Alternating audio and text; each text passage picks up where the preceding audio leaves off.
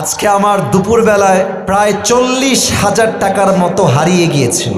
জেলার নাম বলবো না, বদনাম হবে। তো আজকে হোটেলে উঠেছি, সারা রাত জার্নি করে গিয়ে সকাল 9টায় সকাল হয়ে গেছে। তো আমি আবার পায়জামার পকেটে টাকা রেখেছিলাম প্রায় 35 থেকে 40 কাছাকাছি এরকম কিছু একটা অ্যামাউন্টের টাকা। তো ঘুমানোর আগে টাকাটা পকেট থেকে বের করে বালিশের নিচে রেখেছি, বালিশের নিচে। তো ঘুম থেকে উঠেছি, জোহরের নামাজ পড়েছি, বের হয়ে গিয়েছি বাহিরে দুপুরের লাঞ্চ করার জন্য। কিন্তু টাকা যে বালিশের নিচে ছিল আমি ভুলেই গেছি। হোটেলে খেতে গেছি, বিল দেওয়ার জন্য বলেছে, বিল হয়েছে 600 থেকে 700 টাকা। পকেটে হাত দিয়েছি, দেখছি টাকা নাই। মাথা তো আমার ঘুরে গেছে, কিরে টাকা আমি রাখলাম কোথায়? হঠাৎ করে মাথায় আসছে, আরে টাকা তো আমি হোটেলের বালিশের নিচে রেখে এসেছি। সঙ্গে সঙ্গে কোনো কথা ছাড়াই গাড়ি ঘুরিয়ে হোটেলে আসলাম। এসে খুব বিনয়ের সাথে ম্যানেজার সাহেব বললাম, স্যার আমি আবরারুল হক আসিফ হুজুর, আপনি আমাকে চেনেন। আমি আপনাদের হোটেলের রুমে বালিশের নিচে এত টাকা রেখে গেছিলাম, 1000 টাকার বান্ডিল আর 500 টাকার বান্ডিল রেখে এলাম বালিশের কাছে। বললাম, স্যার যে পেয়েছে আমাকে বলেন দিয়ে দিতে। তো দুইজন যুবক আসলো, যারা ক্লিনার, যারা হোটেল ক্লিন করে। আমি ডাকলাম, এই এদিকে আসো। ওরা আমাকে আগে দেখে নাই। বললাম, তোমরা কি আমাকে চেনো, আমাকে চিনতে পারতেছো? তো যে আমার বেড গুছিয়েছে, যে আমার বালিশ হটিয়েছে, সে বলছে, হ্যাঁ আমি আপনাকে চিনি, আপনি আসিফ হুজুর, আপনার ওয়াজ আমি শুনেছি। তোকে বললাম, বাবু যেহেতু তুমি আসিফ হুজুরকে চেনো, দেখো বাবা আমি তোমার সঙ্গে ঝামেলা চাই না। আমার বালিশের তলে আমি টাকা রেখে গেছি, আমি 100% ড্যাম শিওর টাকাটা বাবা আমাকে দিয়ে দাও, তোমাকে আমি হাদিয়া দিয়ে বাসায় চলে যাব। যুবকটা মুখের উপরে বলছে, না আমি এই টাকা দেখি নাই, জীবনেও না, এটা সম্ভব না, আমি 1 টাকাও হাত দেই নাই।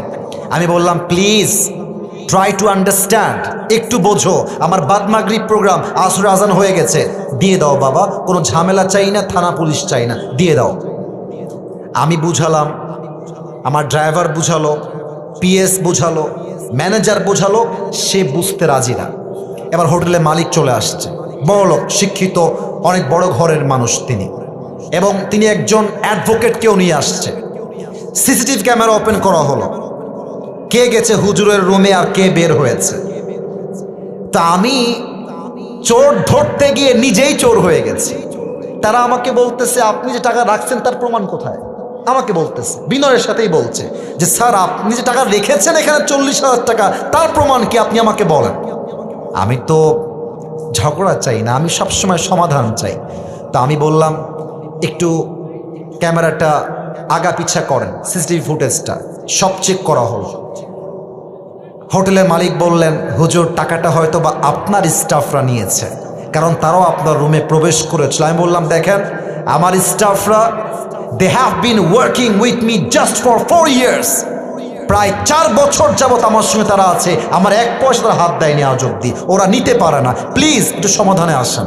না, উনি মানতে রাজি না, উনি বললেন এটা হতে পারে না, আমরা সরি। লাস্টে যখন ফিরে আসবো, টাকার আশাই বাদ দিয়ে দিয়েছি। অ্যাডভোকেট তাকে আবার বলছে, এই ছেলে টাকা নিয়েছো, থাকলে দিয়ে দাও, কোনো মারামারি হবে না, দিয়ে দাও, আসিফ তোমাকে ছেড়ে বাসায় যাবে। ও বলছে, না আমি টাকা নেই নাই। আমিও টাকার আশা বাদ দিলাম, যে থাক ওইটা বাদ, ওটা পাওয়া যাবে না। জাস্ট আসার সময় তাকে বললাম যে, স্যার দেখেন আমি আসিফ হুজুর, আমি কোনো গন্ডগোল চাই না, আপনার হোটেলের বদনাম চাই না, তবে একটা আবদার রাখবো। এই যুবকটা যে রুমে থাকে, চেক হিজ রুম, ও রুমটা চেক করেন।